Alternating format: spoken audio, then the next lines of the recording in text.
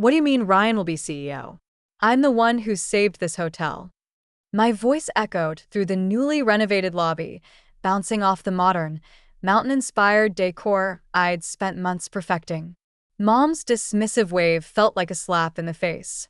Claire, honey, your brother has more natural leadership ability. You're too detail-oriented, she said, as if explaining something to a child. That's when Ryan strolled in, hands in his pockets, wearing that smug smile I'd seen since we were kids. Hey, sis, don't take it personally. Someone needs to handle the day-to-day stuff while I focus on the bigger picture. My name is Clare Anderson, and at 52, I never thought I'd find myself fighting for recognition in my own family's business. After 20 successful years in hotel management in Chicago, I'd given up everything to come home to Colorado and our struggling family hotel. The irony? I was the only one with actual hospitality experience, while my younger brother Ryan had bounced between jobs, never holding one for more than a year. Here's what really gets me. 8 months ago, my dad called me in tears, saying they were weeks away from bankruptcy. I didn't hesitate. I sold my condo in Chicago, cashed in my savings, and came home to help. The hotel was stuck in a time warp, dated decor, no social media presence, and reviews that made me cringe. I worked day and night, modernizing everything from the reservation system to the lobby furniture. God knows how many nights I spent hunched over spreadsheets, negotiating with suppliers, and training staff. I even used my industry connections to get us featured in travel magazines. And it worked. The transformation was incredible. The Mountain Pine Lodge went from a 2-star nightmare to the talk of the town. Our bookings doubled, and for the first time in years, we were actually turning a profit. Every detail, from the locally sourced artwork to the upgraded amenities, was carefully chosen to create an unforgettable guest experience. But standing here now, watching Ryan smirk while our parents hand him everything I've built, I realize none of that matters to them. The worst part? They're announcing his promotion at tonight's staff meeting, the same meeting where I was supposed to present our record-breaking quarterly results. I can feel the eyes of our employees on me, especially Sarah, our head housekeeper who's been here for 20 years. They all know who really turned this place around, but like me, they're forced to stand here and watch this farce play out, pretending this is somehow normal or fair. Let me take you back a bit to understand how we got here. The Mountain Pine Lodge has been in our family since my grandparents built it in 1971. I basically grew up in these halls, learning every aspect of the business from the ground up. While other kids played house, I was helping Mom with check-ins and watching Dad handle maintenance issues. The hotel was my second home, and I loved every minute of it. But Ryan, he was different. 3 years younger than me, he never showed any interest in the family business. While I was studying hospitality management in college, he was bouncing between majors, first architecture, then business, finally dropping out altogether to find himself. Mom and Dad never seemed bothered by this. He's just creative, they'd say. He needs time to figure things out. Meanwhile, I was building my career in Chicago, working my way up from front desk manager to regional director for a major hotel chain. Every success I had was met with lukewarm congratulations from my family. That's nice, dear, but when are you coming home?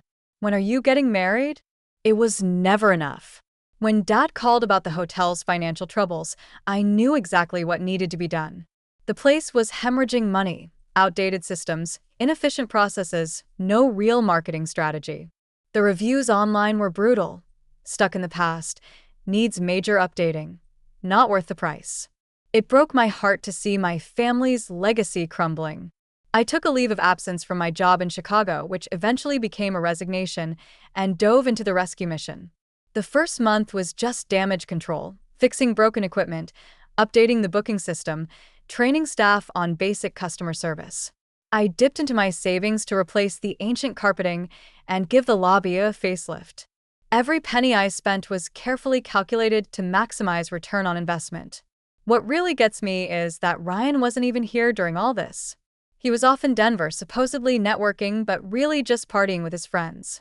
He'd show up occasionally for family dinners, make a few vague suggestions about modernizing our approach, and disappear again. Yet somehow, In my parents' eyes, his occasional input was just as valuable as my daily grind. I kept telling myself it would be worth it, that once they saw the results, the improved ratings, the increased bookings, the positive reviews, they'd finally recognize my value. I guess I should have known better. The past 3 weeks have been a nightmare. Ryan struts around like he owns the place, making changes left and right without any understanding of how a hotel actually works. Just yesterday, he decided to cut our continental breakfast service to save money, apparently oblivious to the fact that our breakfast ratings are one of our biggest selling points.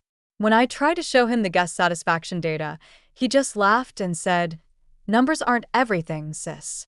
But what really pushed me over the edge happened this morning.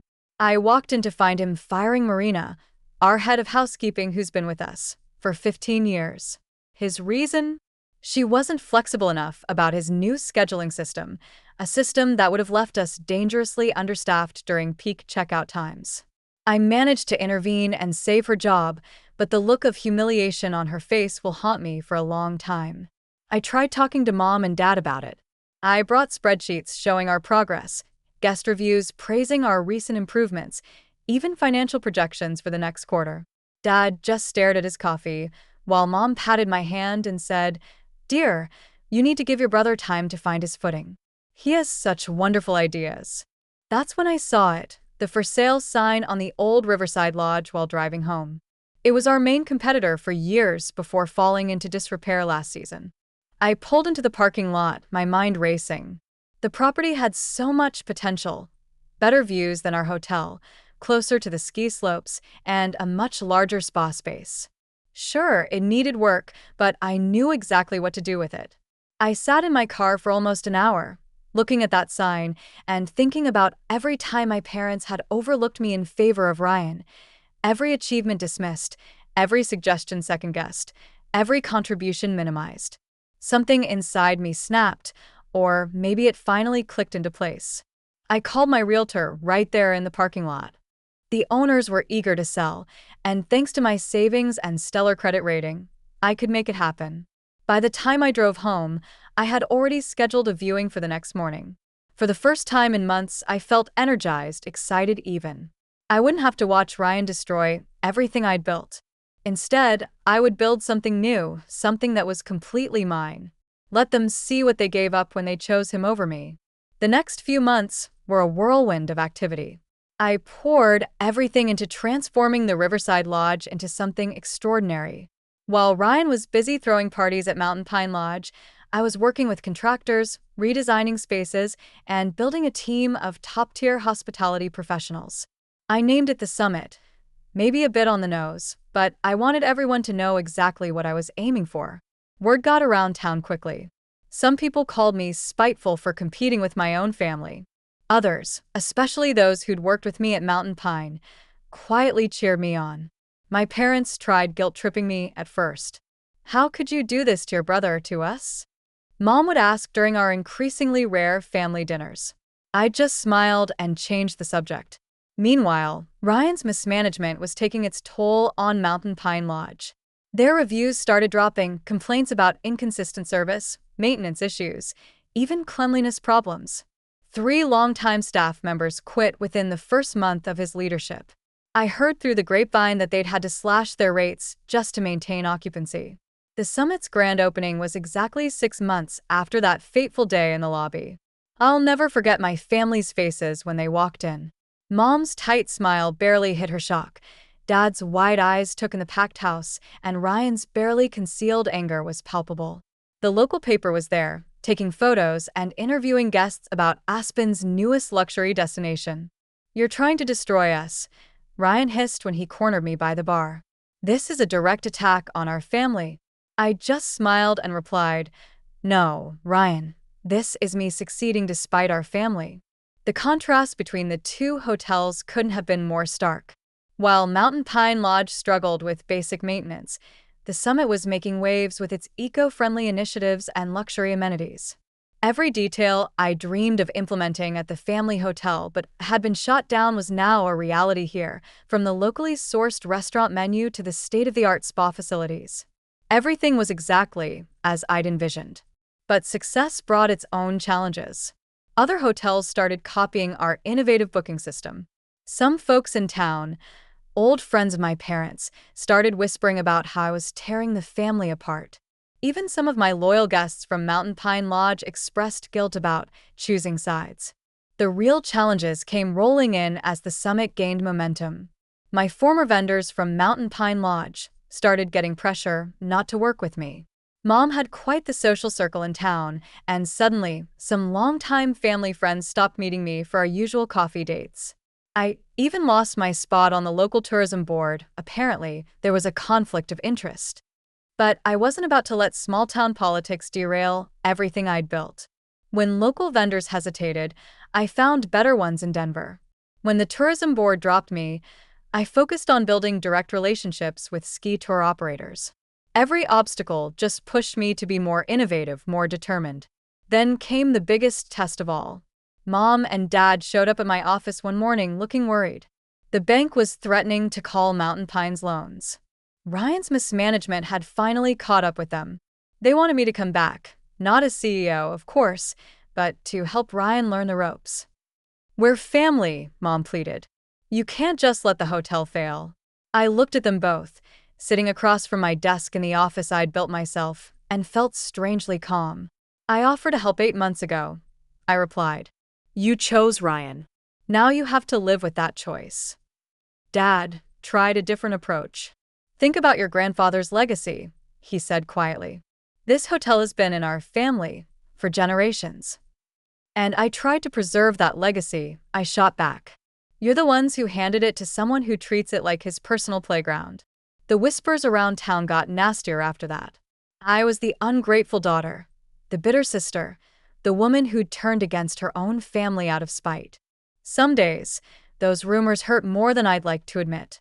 But every morning, I'd walk into the summit's lobby, see my vision come to life, and know I'd made the right choice. My team became my new family. Many were former Mountain Pine employees who jumped ship, tired of Ryan's chaotic management style. They understood what I was building here wasn't about revenge. It was about creating something meaningful, something we could all be proud of. The breaking point came during the annual Colorado Luxury Hotels Awards. The summit was nominated for Best New Boutique Hotel, and Mountain Pine Lodge was conspicuously absent from any category. I was sitting in the ballroom, surrounded by my team, when they announced our win. As I walked to the stage, I caught sight of my parents in the back of the room. They'd shown up unannounced, probably expecting to support our family hotel as they had for years. The look on their faces said everything. Mom was fighting back tears, and Dad looked like he'd aged 10 years. Ryan wasn't there. He'd stopped attending industry events months ago, claiming they were just popularity contests. But everyone in that room knew what this moment meant. The student had officially surpassed the teacher. The detail-oriented daughter had built something better than the family legacy they'd refused to entrust her with. During my acceptance speech, I thanked my team, our guests, and even mentioned Mountain Pine Lodge, where I first fell in love with hospitality. The crowd's uncomfortable shifting told me they caught my subtle dig. But it was the conversation afterward that really changed everything. A renowned travel magazine editor approached me for an interview. As we talked about the summit's success, my parents hovered nearby, clearly listening. They heard every word as I described my journey, including how being passed over for CEO had motivated me to build something of my own. Sometimes, the best success stories come from being underestimated, I said, loud enough for them to hear. That evening, the magazine editor told me they were naming the Summit Best Boutique Hotel in the Rockies in their upcoming issue. The same issue would feature a piece on traditional hotels struggling to adapt, with Mountain Pine Lodge as their prime example. When the article came out, it was like a bomb went off in our small town. Everyone who'd whispered about me being spiteful had to acknowledge the truth. I'd built something extraordinary, while Mountain Pine Lodge was failing, not because of me, but because of their own poor decisions. Looking back on everything, it's hard not to feel a mix of emotions. Part of me still hurts from the way my parents treated me, how they brushed aside all I'd done as if it were nothing. But another part of me, maybe the bigger part, feels liberated. I'm living my life on my terms, not waiting for someone else's validation. When I walk into the summit every morning, I'm reminded of what I built with my own two hands. The vibrant lobby buzzes with life, guests chatting excitedly about their plans for the day, staff moving efficiently with warm smiles, the faint aroma of freshly brewed coffee mingling with the clean mountain air that drifts in when the doors open. It's everything I ever wanted the Mountain Pine Lodge to be, and seeing it thrive gives me a deep sense of pride. My team at the summit has become my family in ways I never expected. Many of them, like Sarah and Marina, are former employees of my parents' hotel who left because they saw the same lack of leadership I did. They've been instrumental in making the summit a success, and their loyalty humbles me. Sarah often jokes that she finally feels like her experience and ideas are valued, and I know exactly how she feels. Outside of work, I've started reconnecting with old friends. For years, I was so wrapped up in trying to prove myself to my parents that I let important relationships slip away. Now, I'm making time for coffee dates and hikes, rebuilding those connections. Some people from the town who initially criticized my decision to compete with my family have even come around, admitting they admire what I've accomplished. I've also started to find my place within the community again. Hosting events at the summit has helped me reestablish old bonds and even create new ones. Just last month, we held a fundraiser for the local animal shelter in our new event space, and it was a huge success. Seeing people come together for a good cause reminded me why I wanted to work in hospitality in the first place, to create spaces that bring people joy and comfort. But it's not all perfect. There are moments, especially on quiet evenings, when I think about my parents and Ryan. As much as they've hurt me, I wish things could be different. I've caught myself wondering if they've ever truly understood the sacrifices I made to save our family's legacy. Still, I've come to realize that their approval isn't something I need anymore. My success, my happiness, they're mine, and no one can take them away. For so long, I lived in the shadow of their expectations, but now I'm finally standing in my own light. It was about 3 weeks after the Colorado Luxury Hotels Awards when my parents finally reached out again. They asked me to come over for dinner, just the three of us. I hesitated for a moment, but decided to go. I wanted to hear what they had to say, even though I wasn't holding my breath for a real apology. When I arrived at the house, the atmosphere was different. My mom greeted me with a nervous smile, and my dad avoided eye contact, fiddling with his watch the way he always did when he was uncomfortable. Over dinner, they started with small talk. How the weather was unusually warm for the season, how they'd heard about the summit's latest 5-star review. I could tell they were building up to something. Finally, my dad cleared his throat and said, "Claire, we wanted to say we're proud of what you've accomplished." My mom quickly added, "We know we haven't always shown it, but we do recognize how much work you've put in. The summit it's remarkable." I wanted to feel happy about their words, but they landed flat.